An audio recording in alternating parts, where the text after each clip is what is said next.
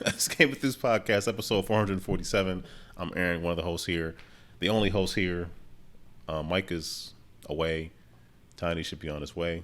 More important than that, we have Ashley. Cardboard Bits has come back to grace us with her presence. Welcome back, Ashley. Thank you. Thank you for having me. Thank you for saying yes. I know you are a very busy person, and thank you for carving out some time to talk to us little people. We appreciate it. So for those who don't know you, Ashley, who are you? What are you into? In the next 10 seconds. No, I'm kidding. Tell us a bit about yourself. Okay. So yeah, let's see about me. So yeah, I'm Ashley. I love board games.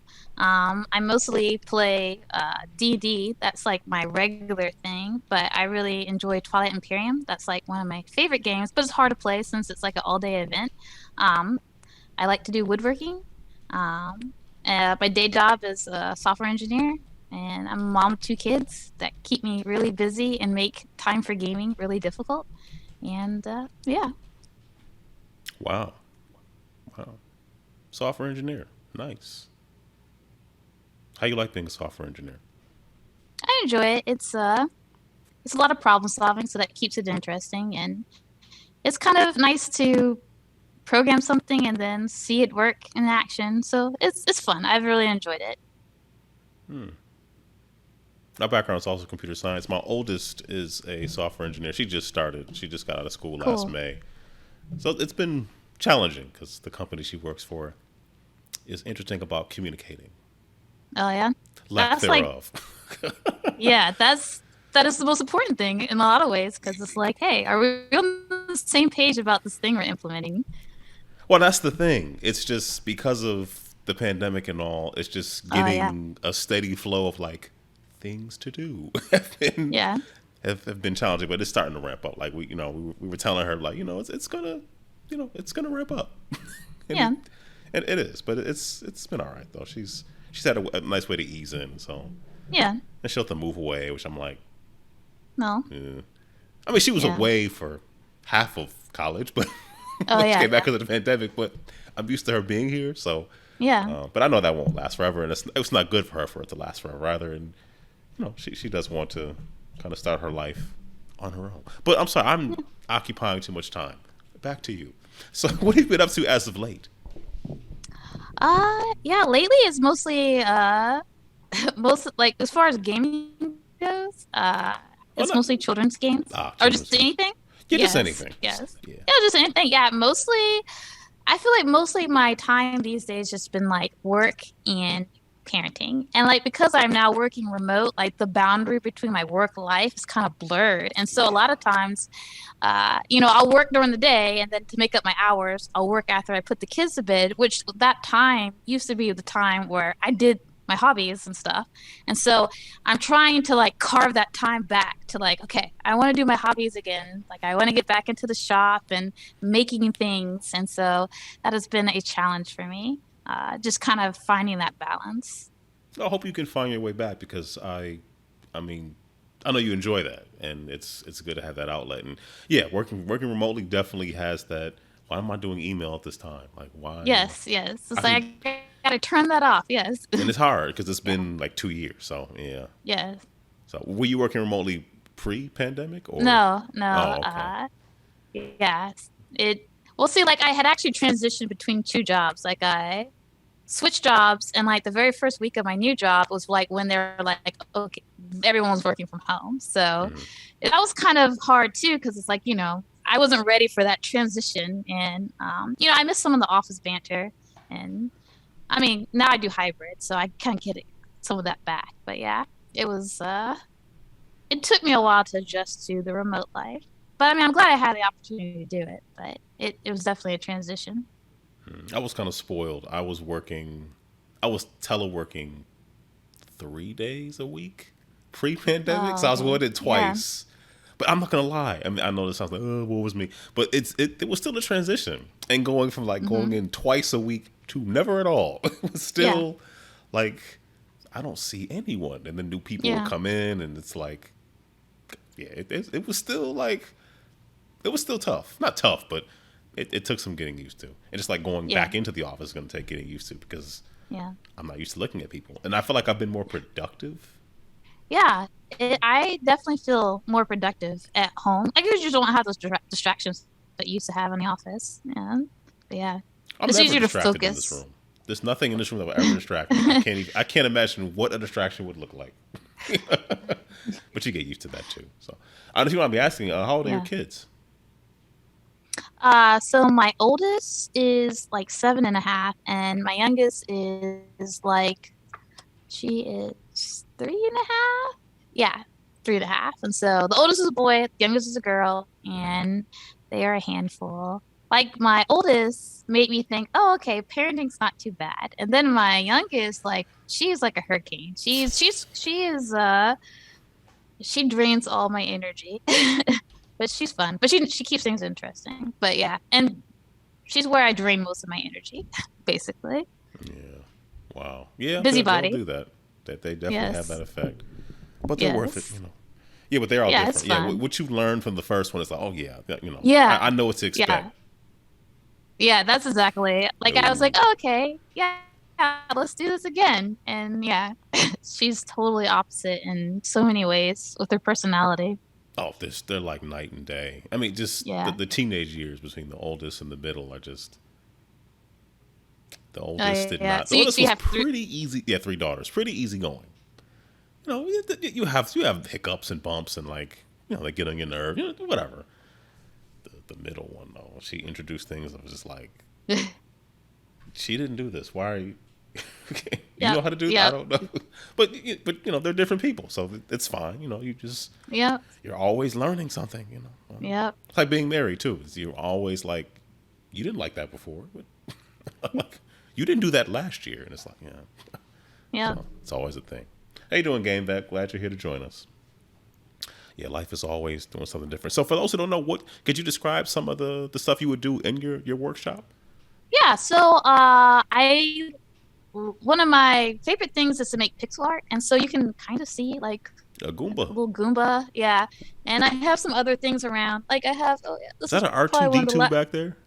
That is. This is one of the last, the most. I don't know if you can see it very well. Let me back up. It's like I made a little Pikachu. This is like the Wow. most recent thing I did, which is actually sad to say was like 2 years ago. So I do that, and then I like making cutting boards. And I made some furniture, but my preference is kind of like some of the smaller projects, like the pixel art. That's my favorite thing. Like I had a big goal of like covering my garage wall with like 8-bit art and stuff, but I mean I got pretty close to one wall. But yeah, so yeah, mostly that. And if my kids have requests, sometimes I'll build things for them. But yeah, small projects. I mean, I used to, yeah, the furniture stuff. I kind of ran out of space in my garage to build anything large. So What kind of furniture in the did you area, build? I built a couple tables, like a coffee tables. I built my dining room table. That was one of my first Wow. projects, but it's also one of the projects I'm most ashamed of. It's like I put a tablecloth over it because it's awful. It's awful. It was a learning experience. but you And so made now it, whenever though. I'm like, I hyper focus on all the flaws. And I'm like, this is awful. But, it works. It's functional. It does its thing. And eventually one day I'll build a new table with all the knowledge I have now that hopefully I could be proud of. But that guy is, it's awful. And only you feel that way. Like nobody else feels that way, I'm assuming. But Yeah, I think they better not tell you. Yeah, yeah, most. Yeah, I'm definitely more harsh on it than other people when they see it. So for sure. Yeah, I'm not handy, so if I made anything that resembled a table, I will be very proud of that because I can't make a table. I can pick one out. I like that one. That's about all I could do. So I'd like to see this table now. I'm curious. Yeah, it's. I'll show a picture. I'll have to. I don't know if I have one on my phone, but yes, it's kind of. I mean, okay, from a distance you can't tell it's that bad, but it's when you're like right up on it. So yeah. When you're eating on it, you're just like, well, only you are just like, I don't like that corner. It has to go. You mentioned Yeah, your that's probably something I would say. you mentioned your kids had requests. What kind of things would your kids request you to make? Just out of curiosity. Like one thing I built for my son is he wanted a monster truck arena, and so I built him a little monster truck arena. Although I made the mistake, and so now I got to make a version 2. He's asking for a version 2. But when I made it, I had a lot of like pink insulation foam because for like my for tabletop gaming, it's nice to use for terrain. And so I was like, oh okay, a monster truck arena is like terrain, so I'll just use this. But I underestimated the destruction of children. And so it became a Yeah. game to kind of destroy it. And I was like, okay, next time I build this, I'm going to use wood. I'm just going to carve out the little ditches and stuff so that you guys can't destroy it in this manner. And Well, yeah, that's pretty cool. it's he enjoyed it while it lasted. My youngest is the one that tends to just everything is. Can I borrow your earbuds? I'm like, okay, and I know it's a one-way trip because she just they just end up destroyed. Yeah, but that's yeah. I can't make earbuds. I can just buy those. I don't know. I mean, yeah, something I'll purchase anyway. Have you been watching any good movies, any good TV shows? Anything caught your eyes of late that you've been enjoying? Yeah, so currently we are working on Vox Machina, and so Okay, I haven't watched. not with the I kids, think I'm we got, like assuming. no, not with the kids. Like, oh my goodness, yeah, not with the kids. We got 2 episodes left, but I really enjoyed it. I never got into like watching Critical Role, so like the whole story plot's kind of new to me. But it was fun. It's fun watching the show. It's kind of scratching the itch I had for like something fantasy, and I could really feel the essence of like a D&D party like doing this adventure. So it's been fun watching that. Yeah, I only see it advertised when I turn on my Fire Stick. I'm like, oh yeah, that's Oh okay. yeah. I have no idea what it's about. I should I? I'm not I, really I into think D&D. Should I it's watch it anyway? I mean if you like fantasy, I think you would enjoy it. I like fantasy. Yeah, I think it's worth checking out. I can see, yeah, if you just like that fantasy genre, I think it'd be an enjoyable thing to watch. Okay. It's got some nice humor in it, but then sometimes it's serious, and yeah, it's good. Does it like pretty much show you from like the first 5 minutes like this is not for children, or does it ease? Yes, it Okay, does. got it. Yes, Got it. yeah. Okay.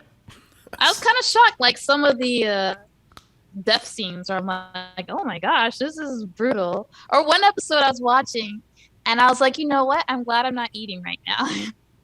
Oh yeah, that Yeah, I mean it's all like cartoon violence, but still, it's like, yeah, still violence. yes. Still violence. Okay. I might check And that before out. that, we finished Witcher, which was I liked it. You into the games too, or just the? I never played the games. I want to play the games, but I just never got around to picking them up. But I kind of want to check out the books. I don't know if the books are good, but after finishing season 2, I'm like, I kind of want to get the books so I don't have to wait to figure out what happens next. Oh, although it might be like a game. I didn't really watch Game of Thrones, but I know they stuck to the books for like the first couple of seasons, and then they just sort of pulled from whatever they wanted to make the rest of them. So it might be like that too, where you watch and you're like, this already happened. Like what is? But I couldn't tell you because I haven't seen. Yeah. I've seen nothing of The Witcher, and even though I own 2 of the games, never played them. I don't know. Why do I own them? I don't know. Here we are. It's funny. Somebody had tweeted out, because Henry Cavill went to some store and was taking pictures of all the employees. I guess I don't know if it was a Warhammer. It was a store that was like had nerdy stuff in it, and he was taking pictures of all the employees, and people were very excited about it. So I know he's a big, he's a big nerd. So yeah, Yeah. that's cool. Yeah, I mean, I don't know. I haven't played the game or read the books, but I think he captures the role of, was it Gerald? Is that how you say it? Yeah, it's Gerald. I think he captures that pretty well. So I think it's good for that role. But yeah. How you feel about that wig? But I don't know if he's true to, yeah, yeah. Yeah. Oh, Ben Osteen says it was Warhammer World. Okay. And GameBit said, I hear the Witcher book is the book series is really good, but it's a big commitment. I don't know. Okay. It probably So like I is. wanted to read The Wheel of Time, but like I know it's like I think it's like a 10-book series. And so You got to commit. uh yeah, so that's why I was like, do I like if I'm gonna start the series and then be mad like in book, 6 or 7 about the direction of the story? I don't know. But like Brandon Sanderson finished it, so that's kind of how I was like interested in it because I've been reading his Stormlight Archive and I really enjoy that series. So I'm like, but yeah, it's the commitment of I think it's 10 books. I'm like, oh, can I do this?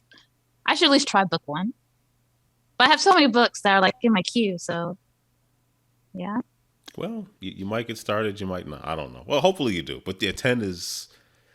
If you start at the beginning, it's like, well, Wheel of Time is kind of old too. Right? Not old, but like it's not. Yeah, it started.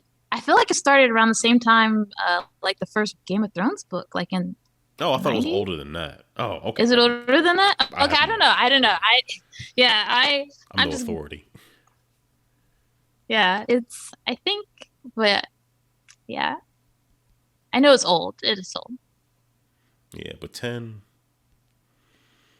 And like I said, when it's Yeah, new, it's like, oh, yeah, this is new. I like this, and you just yeah, eat them up. But then it's like 10 is a lot. yeah. And It would have been nice if I could read it as they were coming out. yeah, that maybe an Audible is the kind of thing. I don't know. You can listen to Yeah, while you do other things. I don't know if you do that, but yeah. that's No, yeah, I do. I do. It took me, it was kind of, I resisted Audible for a while, but no, I like it for some books. it Yeah, it it's works. it's good. Yeah, it does. Yeah. And then if you get a book with a great narrator, it's awesome. Morgan Freeman doing every book, and then Geralt. I don't know. I can't do a Morgan Freeman impression. I shouldn't try.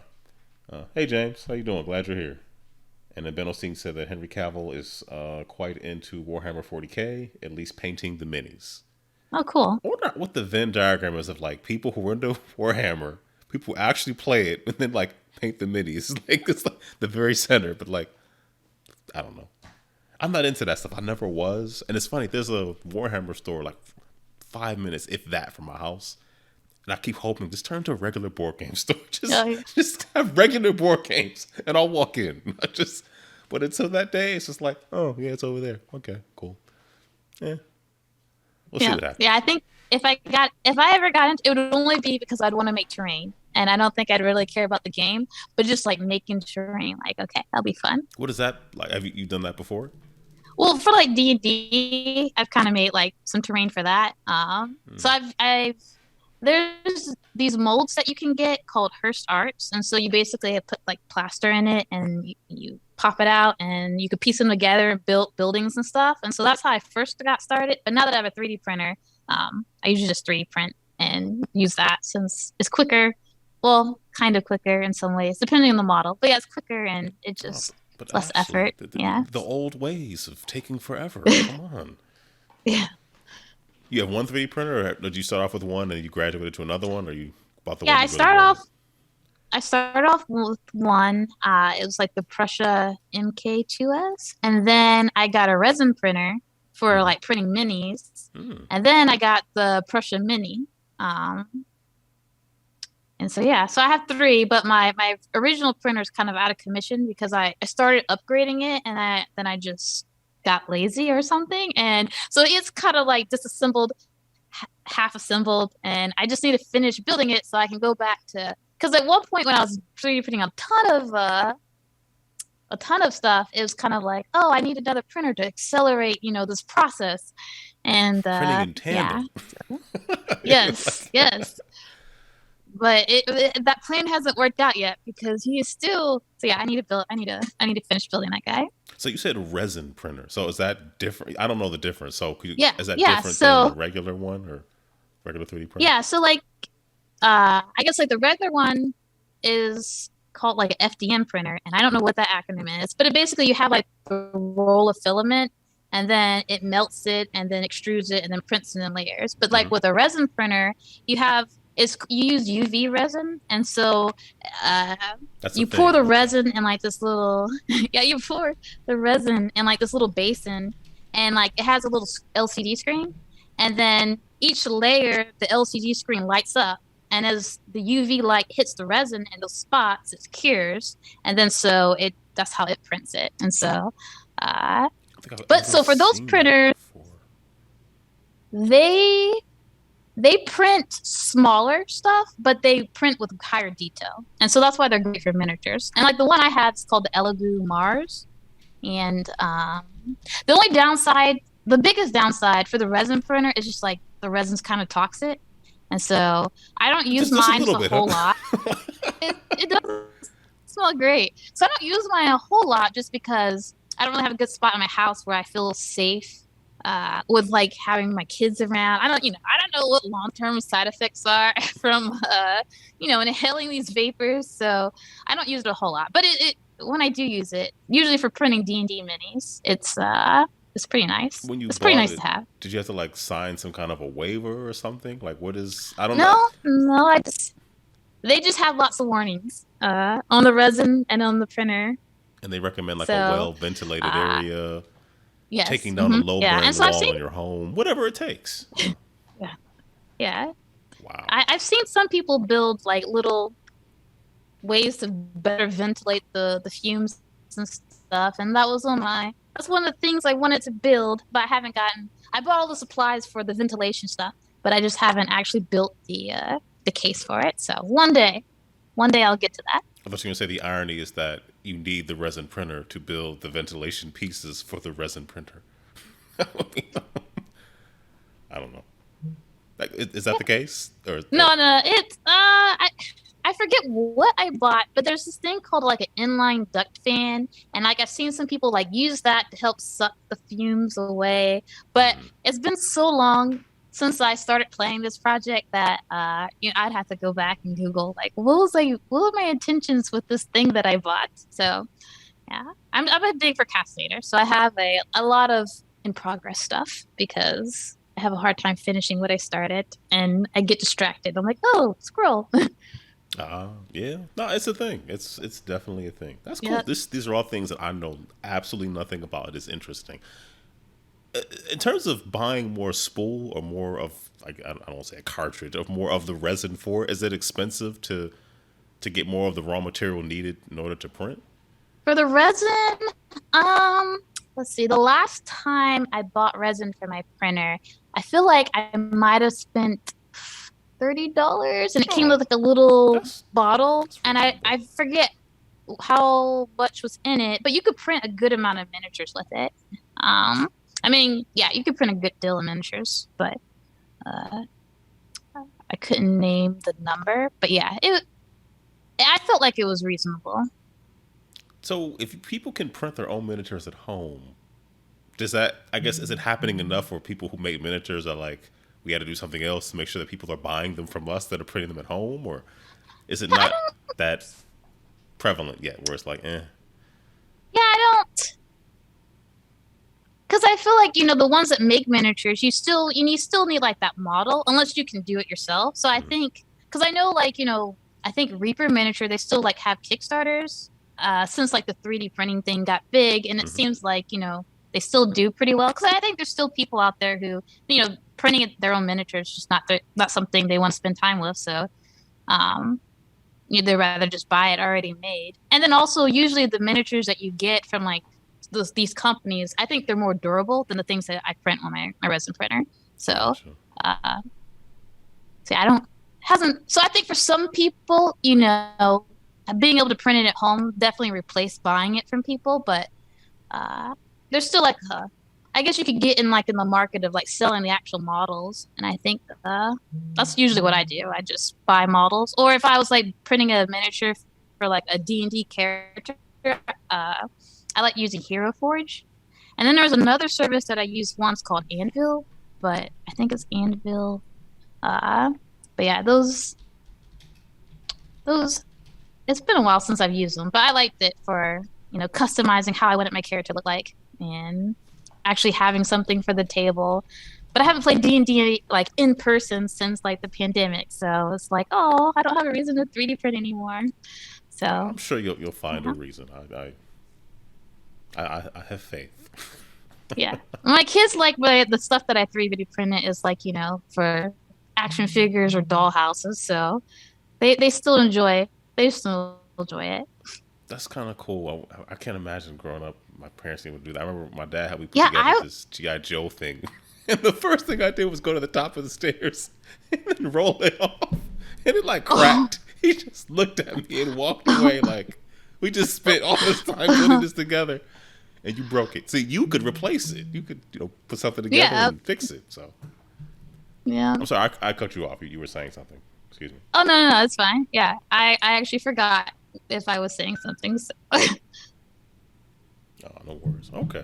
So I'll just go through a couple things that I kind of was messing around with, and then we'll just jump right into games. And I know you have a D&D game this evening, so make sure you are there and ready to. Are you the DM or? No, I'm just a player. And we're playing in the Curse of Strahd campaign, and I'm playing as a bard, which is a character class that is super out of my comfort zone. So You like it's to sing, good for so me to. I usually go for yeah. So that's the improv part. Like okay, that's something I struggle with, like coming up with songs on the fly. Like oh, nice words. Oh, I missed the chat here. James said that he buys and paints minis, but he does not want to get a 3D printer. And then Ben Osteen says he has a few FDM ones, and which I've since gotten rid of, but I like to get a resin one at some point for the detail. Yeah. The resin's night and day difference. No, that's cool. That's like these things are just right over my head. It's right over my bald head. Just I can't be in everything. I can't do it. Anyway, what was it? Last Saturday or Sunday, I came upstairs and my wife and the girls were watching Cruella on Disney Plus, and I had heard nothing good about that movie at all, and I had missed about 20 minutes of it. But I don't know. I just sat down and decided watching it. It wasn't that bad. Like I Oh, really? honestly kind of enjoyed it. Like it's if you've seen Maleficent or the second Maleficent, any See, one of those. I haven't seen those, but it's something I wanted to see, but it's kind of like, oh, I'll just get to it on streaming. But then my streaming queue is so big. But yeah, I do want to watch that. And I remember the trailer to Cruella, and it was interesting enough to where I was like, I kind of want to watch it, but I didn't want to go to the theaters. I think. No. But no, it was you had to pay premium. That's what it was. You had to pay No, premium. I'm not doing that. No, we waited. Yeah, for I was like, I already played for Disney Plus. I'll just be patient. Yeah, we waited on everything. And Dino Corgi in the chat says my wife and I enjoyed Cruella. It was a fun surprise. I had watched a couple reviews and it was just like, why did they make this movie? But I'm not a huge Emma Stone fan. She was fine, but Emma Thompson just crushed it. Like she was, I think she must have watched Devil's Wear Prada like 1,000 times. It was like, let me be that, but murderous. You know what I mean? It was fun. It was a fun movie. So, and James said he loved Emma Stone and like Cruella. So they kind of set it up for like another movie. I don't know if it performed well enough. I googled it and it was like, hey, it got the green light. Who knows? Okay. They have to recalibrate because now what's success is different because we live in a world where like people are streaming and who knows. But in the pantheon of, or I assume the pantheon of movies that Disney's is turning into live action for no apparent reason other than new audience, well, money. I mean, they got to keep reinventing it. Yeah. It was surprisingly interesting, and I'd recommend it. I'll have to check that out. So, Panda's here. She said she's lurking while working. So, appreciate you, Panda. And then, you ever played the game Cuphead before?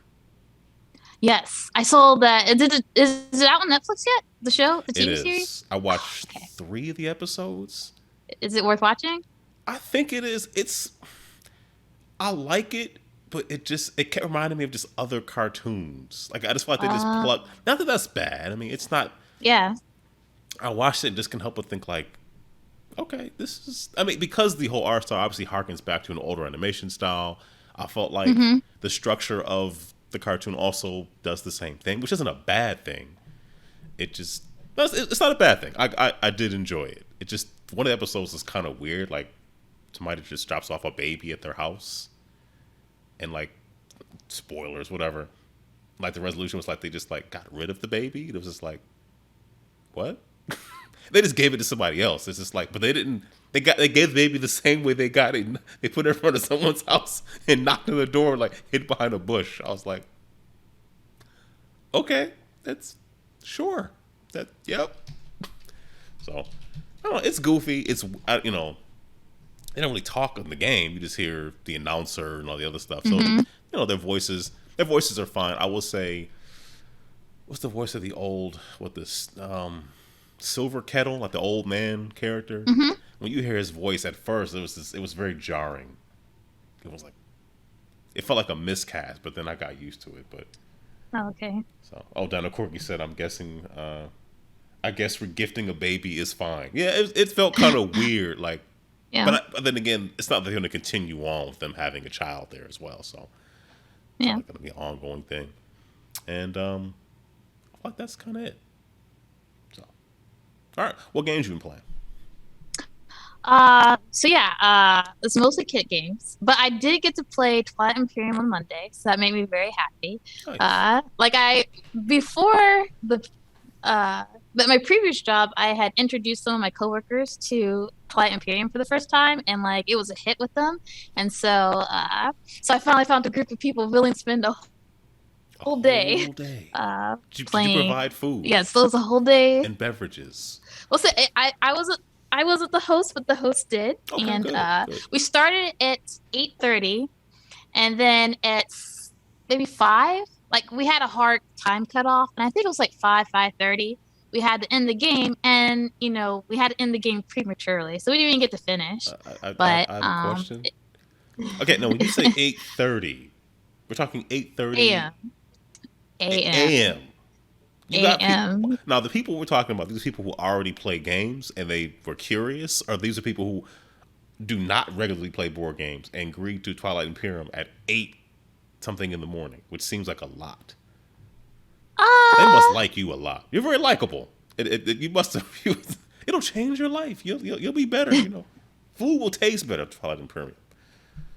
Yeah, I think for some of them when they first played it, it might have been like probably one of the heavier games that they've played. Okay. Because I think several of them like they played Catan and stuff like that prior. Okay. But, these were people who Uno and Monopoly only. Like, have I got a game for you? I don't know if any of them were quite there, but yeah, they were all gamers in some sort. If it wasn't board games, it was definitely video games. Yeah, so yes, it was fun. I'm glad it went well. 8:30? I wish you could have finished the game, but yeah, 8:30 a.m. So it was the early morning. So I wish we could have finished it, but it was fun. I am glad I found, because I used to call Twilight Imperium like the greatest game you'll never play, but I can't say that now because I at least play it once a year now. I'm very curious. I don't own it. There's somebody who's in my area who has it, who said, "Hey, I'll play." I'm like, I'm curious because what are the mechanics in it again? I don't remember. Everything. Was that? Yeah, I could say. I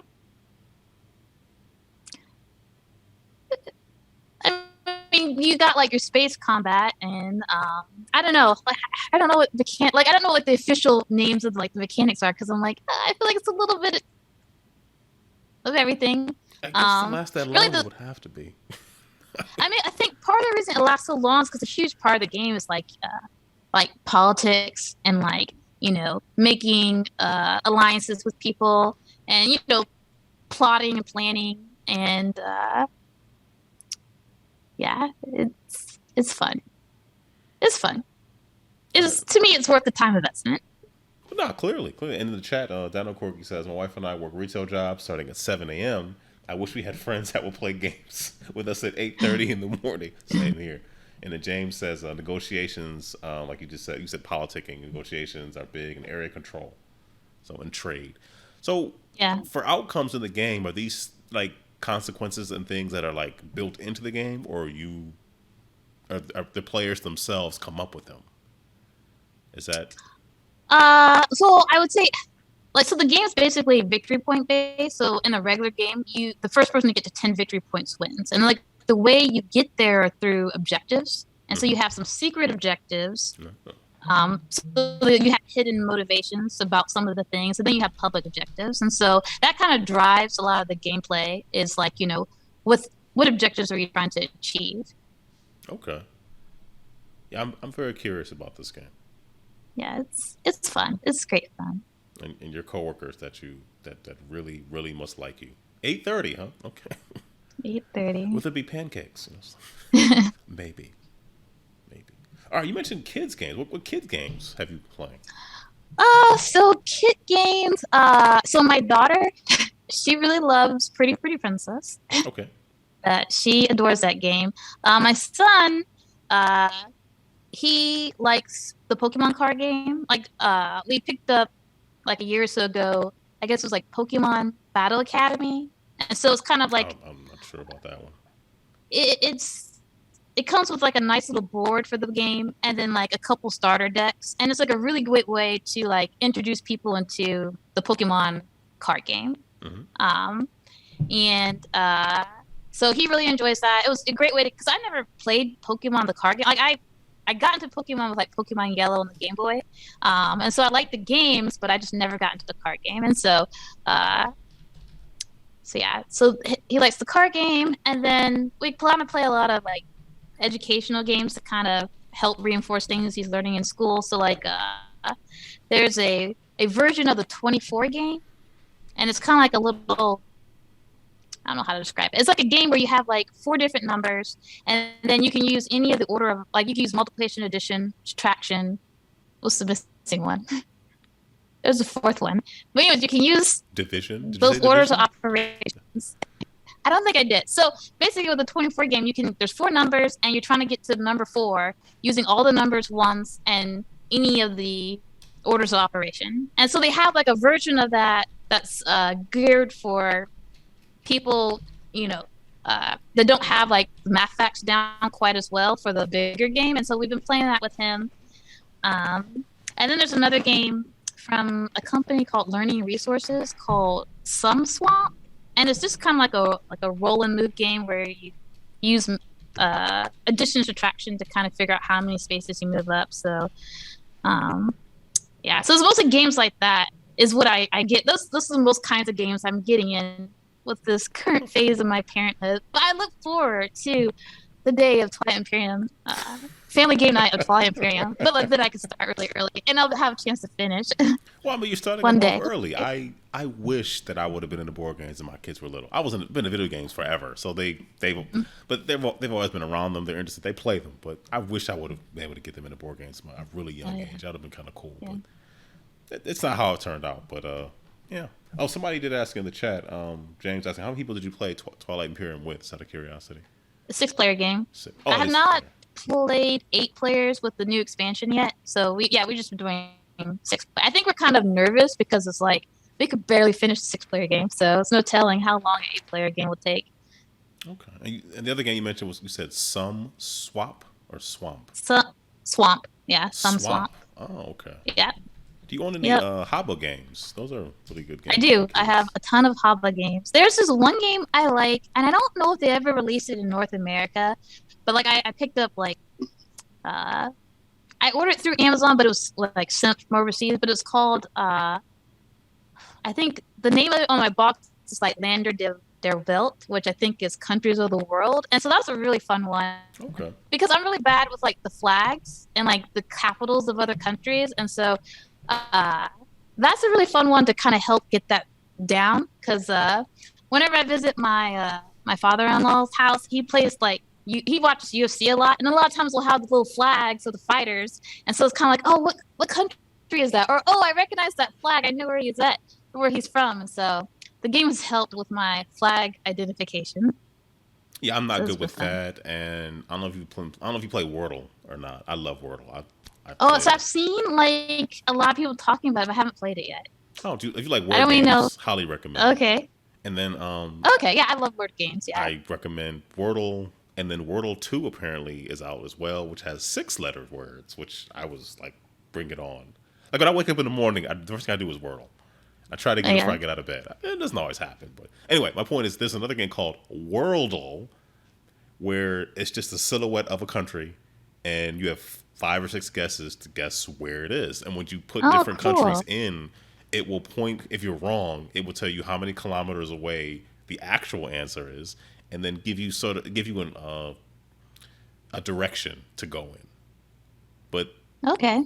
I don't really, my geography is really lacking. Yeah. So even if you're I like 8,000 kilometers away, it's a really bad guess. But I don't know. But if you're into that kind of thing, that might be yeah, fun. I will have to check that out. Yeah. Well, geography games are fun. Knowing geography sounds fun. I hope to get there one day because I'm really bad. Like I was. Yeah, I'm still pretty bad, but playing some board games has helped. Oh, James Brazil has some recommendations. He has Dragonwood and Outfox. Oh, okay, I do have Outfox. I've heard Dragonwood. That's one that comes like I'm in this Facebook group.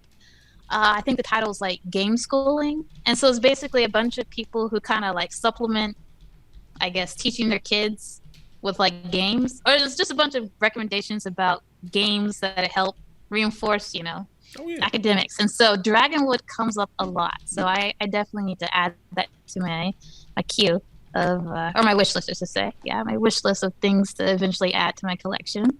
And then another one that James recommended was Quirkle. Quirkle is fun. I have the regular game and the card game. I enjoy both. I like the regular one better because it's a little more tactile with the I like the tiles. Yeah. And then Dino Corgi recommends. He's asking, have you seen GeoGuessr? I'm not familiar with that one. Yeah, I have not. I will need to write that down so I remember to check it out. Oh, and then King of Tokyo, another one that James recommends. King of Tokyo is great. You play King of Tokyo? I have it and I played it, and I think I have not played it with my son yet, and I think he would really enjoy that one. So I need to. I think he's ready for it. So yeah, I definitely need to bust that out because I haven't introduced that to him yet. That's a fun one. I don't play it as much as I should. I'm like, why am I not playing this game? I say it about so many games. Yeah, same. Oh, Dino Corgi says GeoGuessr is more for us than the kids, but Oh, okay. Yeah, that's that might be good for me to write down because like I said, the geography. And then this one, I need to actually finish my review for. This is called Multi. Yeah, that was a game I had in my Amazon cart for a while, this is and a I fun only one. Is it okay? Yeah. I mean, it's exactly what you think it is, though. I mean, it's but it's fun. I do like it. Okay. I'll have to add it back to my cart because I think I only took it out because I was like, well, at least I already have. Maybe it was because I already had just recently bought a lot of games. So yes. Yeah. If we're not contributing to the habit, I apologize, but we all know how this lifestyle works. Oh, that looks like fun. I've already bought it. Like, you didn't make any movements. Yep. I already bought it. Trust me. Yep. So, okay, we have another one for kids. I want to recommend Stick Chameleons. Also good for drunk adults. What was it? Stick Chameleons. What was it called again? Yes, Stick Chameleons. That's one I'm not familiar with. I have never heard of this one. That would be another one to add. I don't have a lot of little, because my youngest is 12, so I don't have a lot of really little kid games. But some. I don't know. I'm trying to imagine the faces when I if I got Twilight Imperium. So, all right, 9 hours. We ready? It'd just be puffs of smoke and they all just disappear. Oh, I'm sorry. It's Sticky Chameleons, not Sticky Chameleons. Okay. So, a lot of recommendations. So, yes. Thank you, Chad. Thank you, everybody, for those recommendations. Good stuff. All right. Any other adult games that you had a chance to play, or are you still riding off of the Twilight Imperium high? Yeah, I'm trying to remember. Like, what have I played for myself? I mean, as far as board games, it's probably Twilight Imperium. For video games, yeah. So for video games, you like those too? I got Link's Awakening, which I never played the original growing up, but for Christmas I got my son a little one. They had like the Legend of Zelda Game & Watch, and he's really been loving playing that. And like, there's Link's Awakening on that, and so I also got like the Switch remake of it. And I didn't buy that game for myself, but I find myself playing it more than anyone. It's something about it is very addicting, and I have a hard time putting down. But I've been really enjoying. Yeah, yep. So I've been really enjoying that. Let's see what else. What is it called? Ghosts of. I'm gonna butcher the name. Ghosts of Tsushima. Okay. I got that. I haven't really played a whole lot of that um, this time, but I also have Elden Ring pre-ordered, and so I think everything's Oh gonna be boy. tabled to play that. So you're a Souls fan then? Is that Yeah, yeah. okay? I can't do that. I'm too old. I can't. My reflexes. I've tried so many of those games, but I finally just tell myself, you're not gonna get good. You're never gonna make any progress. Give up hope, and then I did, and it worked out well.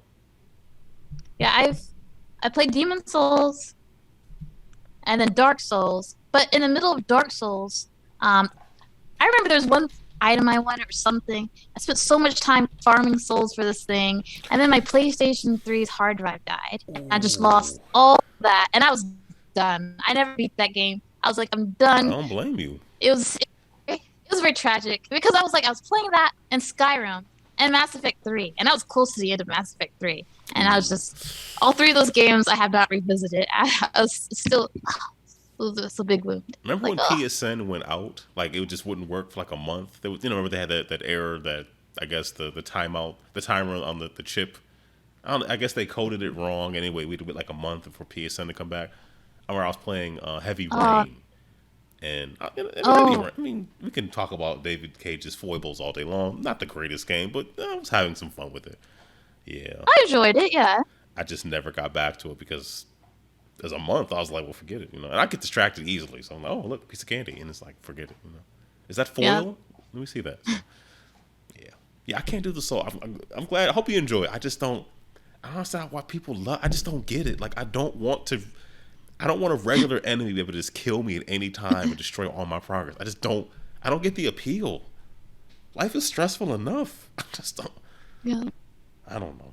And then Bloodborne came out. I bought that. I don't even know why. I was like, I could barely make it past the first boss. I'm like, why am I doing this to myself? Like, what's wrong with me? You're just not Yeah, good. I did get Bloodborne. I could not get into I couldn't get into Bloodborne. I don't know. I think I just like the fantasy more and just I never that did not get far in that one.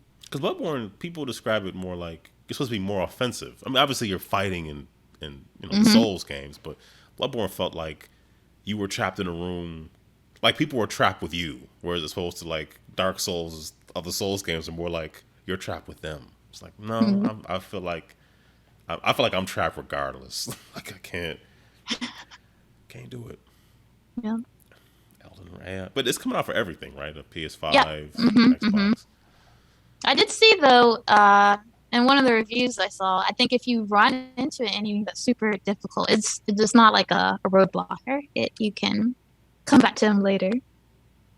Oh, like what was that? That night in was it? I forget what Souls game. You're going up the castle steps and there's like a knight with blue eyes or something or blue shiny something. Some Yeah, knight it that would just sounds. destroy you because of when you passed them originally, you're way too low level to Hmm. even really do anything. But I'm impressed by watching the speed runners, people who just play blindfolded or whatever. I don't Yeah. know Yeah. how I don't get it. Yeah, I'm with James. They're too tough for me. I don't know. I can't do it. Just can't. All right. Is that it for you for the games you've been playing, or Yeah, that's pretty much it for the games. Yeah. that's good? You didn't. Well, what do you think of Ghost of Tsushima? You did mention that. Oh yeah, yeah, that one is good. Yeah, I just haven't put enough hours. I mean, I'm still like super in the beginning of the game, so I have a lot of gameplay left in it. It's like I played it and then had to take a break and then come back to it, and it's like, oh no, how do I control the samurai again? Because like there's a lot of moves to memorize, or at least it feels like it. But yeah, having to relearn that. That's how any Zelda game is, though. If you stop playing, you come Yeah, back, yeah, it's that's like true. Yeah, forget it, start all yeah. over again. Oh, Dano Corky said, I 100%ed Dark Souls and hated every minute of it. I stopped being an achievement hunter. Like, I can't have. How do you 100% type of That, game and if you yeah, don't that's like it? pretty. I can't. That's pretty impressive. It is. If I don't like a game, I have hundreds of others I could enjoy. Like, forget it. I'm done. Although some games, I don't know. Yeah. Oh, yeah, Infernax. Somebody mentioned, Ben OC mentioned that. That's on Game Pass. It's like a game influenced by some of the early Castlevania games. Oh, okay. But you get quests and can like keep track of them. Oh, It's cool. pretty cool. Although I'm stuck, but I forgot where I'm stuck. Oh, there's some platforming that I keep dying on with these platforms that go up and down, and if you stay on them too Hmm. long, you'll get crushed. And I haven't Oh, figured out the timing yet. And then yeah. somebody had foil, and I got distracted. Never went back to it. So, Oh, yeah. Yeah. is that foil? Let's go. So I know you do have to run, so I'll be brief as I run through my list of games. Um, so I'm playing Welcome to the Moon. Have you played Welcome to the Mm-mm. Flipping Right? I don't know. It's Flipping Right. You're basically writing numbers and rows in numerical order, but you're trying to meet certain requirements. But Welcome to the Moon is, well, I guess they did Welcome to Las Vegas. So I guess it's the third one. But it comes with 8 different boards. It has a campaign. Oh. It is so much content in this game. And actually, the first one of the AI cars that you play against is Katherine Johnson Oh, okay. from one of the Hidden Figures. So Yeah. yeah, Yep. that was pretty awesome to see her in there. I was kind of hoping they would have like Mae Jameson in there as well, but they didn't. Yeah. But whatever. Maybe throw in Ronald McNair. I don't know. But anyway, but it was nice to see her as a character in the game that you can play against. But it's really fun. I like Welcome to, but having 8 different sheets, it's a lot, but it's good. It's a lot of content. So you feel like definitely get your money's worth on that one. Have you ever played Number 9? NMBR 9. I feel like, is that the game with like the little cardboard numbers that are That's it. blocky or? That's Okay, the yes, one. Yeah, I have. Yeah. I like that game. So they have another version outside of the original? I thought 9 was it. Oh, okay, okay, okay. I could be wrong. There's a lot of games. So, no, I played that one with 2 of the kids. They both liked it, but it's funny. My oldest like, I'd like it more if it was digital. I don't I'm like. Well, that's the whole appeal. I mean, you could make it digital. I mean, I wish they would. I'd buy it, but you're trying to just. The rules are you have to put numbers. You can't just like get a 9 and then put another 9 on top and go, oh, look, a 9. You have Mhm. to at least to get up to another level. Whatever number you put down has to at least touch 2 different numbers and be completely covering up something underneath it. You can't put something over the space in the 0 because Yeah. it's space. So it's pretty challenging, but it's fun, and I see why people buy multiple copies because it plays up to 4. You buy a whole other set of the game, like play up to 8. Oh, okay. So it's pretty fun. I do like it quite a bit. Cartographers Heroes. You play Cartographers? Mm-mm. Okay, that's another flipping right, I guess, where you're just filling in a grid of colors and trying to meet different requirements because like basically the game works in seasons where you have different scoring conditions for you have A, B, C, D. So the spring is A and B, the fall is C and D, winter is no B and C, winter C and D. Then I guess no, I messed that up. Anyway, you could basically you're gonna score A and B first, B and C, C and D, then A and D as the last, as winter, as the last season of the game. And that's fun. And this one adds, the original had monsters, but this one has heroes that can actually eliminate the monsters on your sheet. Because the thing is, when if you're playing a multiplayer game, when monsters come out, you hand your sheet to the player on your left or your right, and they draw the monster formation on your sheet. And of course, they're gonna probably draw in the worst place possible Yeah. to trip you up. So at least if you get the heroes in, you can eliminate some of those spaces, which is kind of cool. So I like that. I played some Herbaceous Sprouts. I like that game as well. I just played solo. I like dice games, so if it's this dice, I'm all about it. I don't know if you ever played Herbaceous. It's a card game, very Yeah. relaxing, very calm. This is, I mean, it's similar, but instead of like trying to collect the sets of three different, three of a kind, you want to get the die values to kind of be the same thing. And you're trying to put your marker in different spots in this garden and trying to earn the most points. So pretty slick. You ever played 10 or Point Salad? That's a good game too. Point salad. Yeah. Yeah, I played that. That's a good one. Yeah. that's a good one for families as well. But the Yeah. same designers made a game called Abstract Academy, and Okay. it's a 2 or 4 player, not not 2, 3, 4, to 2 or 4. So basically, you have these cards that have like different. They're basically divided up into quadrants of like 3 colors: yellow, red, and blue. and you're trying to fulfill requirements of like having you're building a 4x4 grid, but the row closest to you is your home row, the only you technically can play cards in, and you're only scoring the row above it, and then you're only really scoring with 2 rows. So you're trying to get requirements that have like the longest like chain of a color, the most red, the least yellow, or different shapes. So you're just drawing cards, trying to fulfill as many requirements as you can through 3 different rounds. Very fun game. I wasn't sure if I was gonna like it. I like it a lot. So Abstract Academy. Okay. That's was that Flat Out Games. I think they did 10 Point Salad, that, and Truffle Shuffle. I think that's them too. Okay. Which I have yet to play, but it's on the shelf of opportunity. Yeah.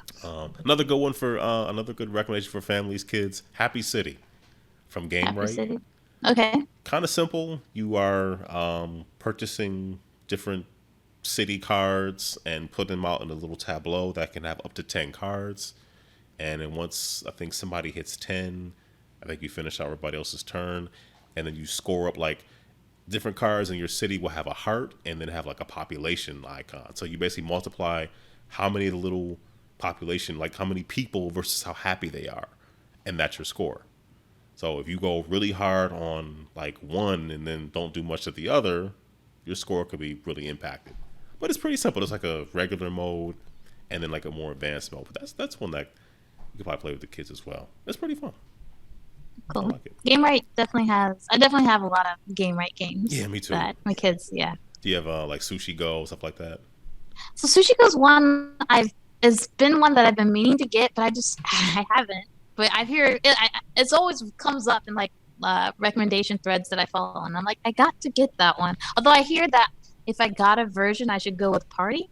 Is that true? Party has everything that Go has. Party has like way more cards, so it basically has Sushi. So that's what Sushi Go has, and then like 10 times as much. So okay, yeah, if you have to pick, I would definitely do that. I'm just got the chat. James said that he won a copy of Three Sisters from Lobby of Hobbies. That's nice. He did that for his 1,000th subscription giveaway. James loves number 9. It's a fantastic game. Yeah, he said there's 2 copies. Yeah, I might want to invest in 2 copies as well. Yeah, GameRite does some definitely good stuff. And then played some Motor City with Jess, Book of Nerds, and Panda. That's a pretty crunchy sort of engine building roll and write, or Motor City Games. They're out of the Detroit area, so car theme. So you're going on these tracks. You're going there's a testing track, an engineering track, a sales track, and a production track. So when you start the game off, you can only move 1 space on each, but you can forego one of your moves to upgrade one, so you can move 2 spaces. It costs you like $5, and then you want to upgrade it again. I think it costs you $7 to upgrade it, so you can move 3 spaces. So you're trying to like balance, because there's some codependency between. So you have to pick a track to go on. You have to either earn a track on another piece of the game, or you can buy another track to go on. And there's also like an engineering track. It's very fun. It's very crunchy. If you ever played like Fleet the Dice game or Three Sisters, same designers. Very good game. I really like that game. It's I don't know. I like Three Sisters just came out kind of in retail. People are really loving it. It's fantastic. And I think once Motor City comes out, people are gonna love that too, because it's different than Fleet. And I feel like there's more commonality between Fleet the Dice game and Three Sisters, but Motor City is good. I don't know if you're a roll and write fan. I love roll and writes. That's one of my favorite mechanics, what have you. Flipping rights. Yeah, I don't know if I've is Rolling America, you consider that a rolling right? Is it Rolling America? It was like this game I have, and it's I have it. I'm trying to think. There's dice in it, right? Yeah, it's dice, and then you roll. And so I've played it a few times, and I think that might be my only roll and write game, but I have enjoyed it. I haven't played in a while. It's tough. I just it's been a while since I played it, but the 2 times I played it, I remember really enjoying it. So that's a good one. I haven't played that in a while. I guess somebody to play that with me. You. Oh, nobody's here. I just want to say that. And then 2 last things. Deadly Doodles. That's a flip and write. You flip cards that have like different directions on it, and you're starting. Your sheet is a dungeon, and you're trying to pick up a weapon to kill an enemy. Come across money bags. You score points for like every enemy and matching weapon that you get to defeat them. You can double certain scores if you cross paths with a dragon. It's really quick, but it's really fun. Like that's another one that you can play with the kids too, because you're just drawing on your little sheet. That sounds fun. Yeah, that sounds fun. I'm about to check that one out. Yeah, Ben is right. There's I'm saying now, of course, there's like Lost Cities Roll and Write, which I like. There's a lot of things are they're Roll and Write version, but some of them are so good though. Like if it wasn't working, I would say, all right, stop. And maybe at one point I will be like, okay, enough. But for right now, they're doing it right. Like they're getting better. They're getting more complex. And I don't know. So if I was to pick like one Roll and Write game to pick up, which one would you recommend? Oh gosh. I would say, well, roll or flip. Okay, I would say Deadly Doodles is a good one. There's also Deadly Doodles 2. That one might have a little more stuff in it. Patchwork Doodle is another good one. Oh, they have a doodle version of that. Yeah, it's not like the other Patchwork. You still make a rondelle of shapes, but it's just cards. Okay. And then what you're doing is you're trying to draw on your sheet. Your score for every round is kind of based on how big. Oh, that's another good one. Yeah, forget what I'm saying. No, it's a good game. James just mentioned Super Mega Lucky Box. Mega Lucky Box. That, you know what? Yes.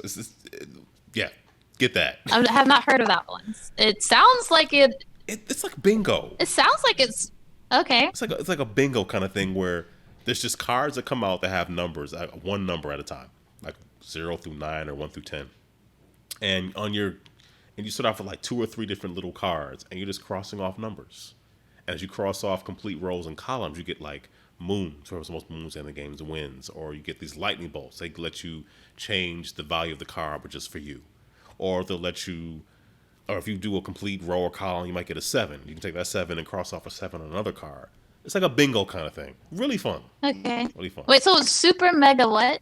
Lucky Box. Lucky Box. Thank you, James. That's a good one. Well, your question was for you, or like just for you, or for the kids? I was answering more for the kids. Mostly just like for me, yeah. Oh, just for you. For me, okay. Yeah. Well, Dino Corgi for me, but mentions Dinosaur. Was it Dinosaur Island Roaring Right? It was Roar, RAWR, like roar, but not like it's actually spelled. Really good game. A lot of crunch in that one. I mean, if you're doing Twilight Imperium, you're good. You're all set. None of this stuff will be too difficult for you. Oh, I was answering more for like the kids. Okay, you with the kids. Okay. But I'd be good for the kid recommendations too, because they like to draw. So Lucky Box is good for the kids. Deadly Doodle is good for the kids. Patchwork Doodle, definitely. That's one you can play with the kids. For you, one last one I'll mention is, let me make sure I'm getting the name right. Merchants of Magic. Merchants of Magic. Yeah. That one is from a guy I met when I was at PAX U, Clarence Simpson. He's the designer on that one. The theme is you're running a store, and people are coming by for certain magical objects. So it's a roll and write where you're going to have the cards in front of you are like people in your shop. But as the game goes, as the rounds go on, those cards are going to move to your left. So cards that you have, you're not going to be able to finish them.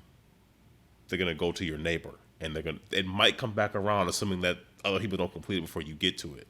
Very fun game. There's so many good roll and write. I could be here for like another hour. I know you don't have much time. There's so many good ones. It's insane.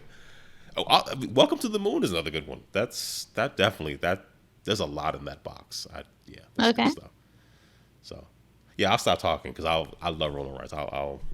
You'll be mad at me. Yeah, see, now you got me like, wow, maybe I need to explore this genre because I kind of avoided them. I don't know why, but I just avoided them. Please. But apparently I need to take another look at them. All right, one last one for the kids. Benno's team recommends Color It. It's a Habbo roll and color. Oh yeah, that one was one in my wish list because I don't know why I didn't like pull the trigger on that one, but yes, that one is this one I was monitoring for them because I remember when it came out, a lot of people were just like saying great things about it. So I will I'll have to acquire that one. And then I'll go too far, and just because I mentioned Three Sisters, Three Sisters is fantastic.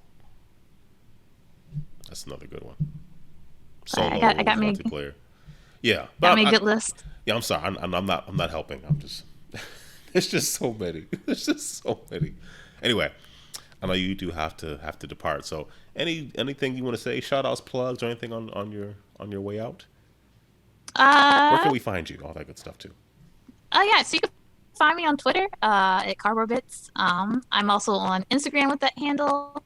I do have a blog with thecardboardbits.com, but it's really not a whole lot there. It's mostly just where I post my D&D character backstories. Okay. And yeah, for my DIY, like my handle is Handmade with Ashley, but I haven't really posted a whole lot there. But I hope to get back into like woodworking as it starts to warm up and start making things and using my shop. So yeah. Oh, you too. I like seeing the stuff that you would put on Twitter. Thank you. Because I'm not that creative, so I was living through you vicariously. Look at what I saw someone else make. It's great. I'll have all your information in the show notes, everything. But thank you for coming on again. I know you were strapped for time, but I do appreciate it. Thank you for having me. Thank you. It's been a good time. It was just a good talk. I had fun. Yeah, and just throwing this out here, a lot of roller rights are very camera friendly. So like we played Motor City, via not Zoom, but with cameras and stuff. So a lot of you can just play remotely as well, and they're still good. I mean, nothing's like sitting with people in front of you, but it's it's better than not doing it. Yeah. Exactly. Yeah. Exactly. And if my co-host Mike was here, he would mention having your dogs spayed or neutered, cats and dogs spayed or neutered by a professional, and recommend that you can donate blood if you can. And Tiny would also mention Extra Life, which we are doing again this year. I think this is my 12th year doing Extra Life. This might be his 13th or 14th. We've been doing this for quite some time. I had no gray hair when I started doing Extra Life, and now, yeah, here we are. So, all right. Yeah, thank you everybody in the chat for your comments, questions, recommendations. You make the show better. Thank you for being here. Ashley, I know you have D&D, and I'm going to let you go. Thank you for your time. And thank you. Everybody have a good night. God bless.